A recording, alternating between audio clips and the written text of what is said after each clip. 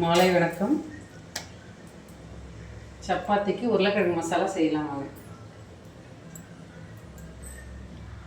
Oil ஊற்றிக்கலாங்க.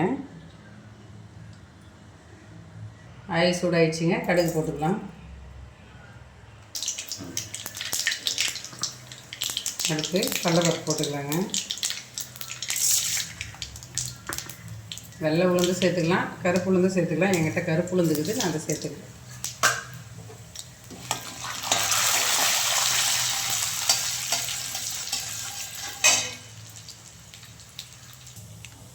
பூண்டு ஒரு 2 பல் நசுக்கி போட்டுங்க. அடுத்து பச்சை மிளகாய், கருவேப்பிலை, அடுத்து ஆனியன் சேர்த்துக்கலாம்.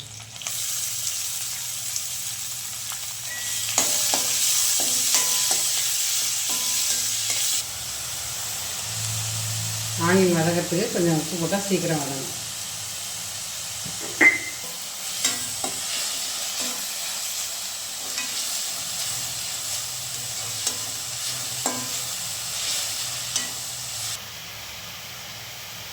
இப்போ கேரட் சேர்த்துக்கலாங்க.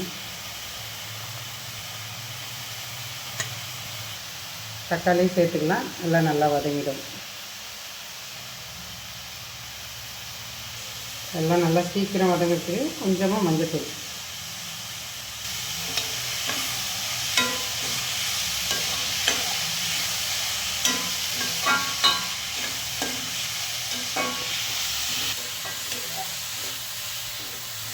இது ஒரு 2 நிமிஷம் நல்லா வதங்கணுங்க.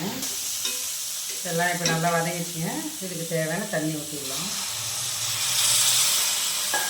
ஒரு டம்ளர் தண்ணி ஊற்றினா போதும். சப்பாத்திக்கு தானே, கொஞ்சம் திக்காக இருந்தால் தான் டேஸ்ட்டாக இருக்கும்.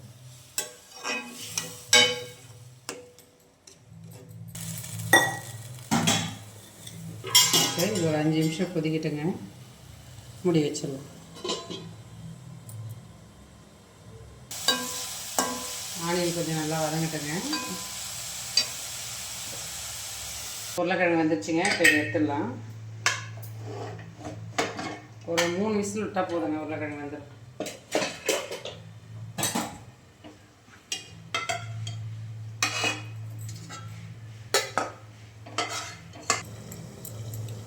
உருளைக்கிழங்கை உரித்து மசித்து அதை அதில் சேர்த்துடலாங்க. 5 நிமிஷம் கொச்சிட்ருங்க. அதை திக்காகிடுச்சு பாருங்கள். இப்போ இந்த நேரம் மசாலா சேர்த்துடலாங்க.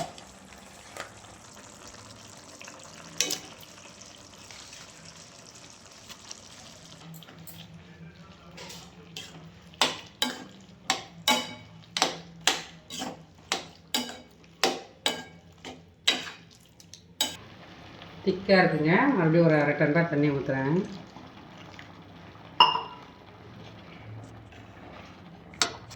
உருளைக்கிழங்கு போட்டு ஒரு கொதிக்கணும் இல்லையா, அதுக்காக.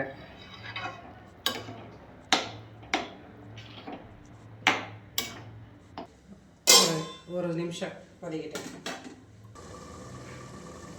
இப்போ ரெடி ஆகிட்டுருக்குங்க. பார்க்கலாம்.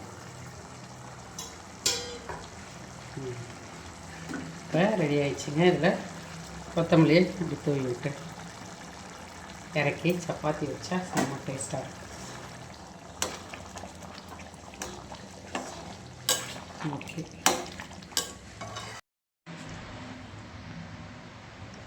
சப்பாத்தி உருளைக்கிழங்கு மசாலா ரெடி ஆயிடுச்சுங்க. இந்த மாதிரி செஞ்சு சாப்பிட்றப்ப சுவையாகவும் இருக்கும், டேஸ்ட்டாகவும் இருக்கும். சாப்பிட்டு பார்த்துட்டு கமெண்டில் சொல்லுங்கள்.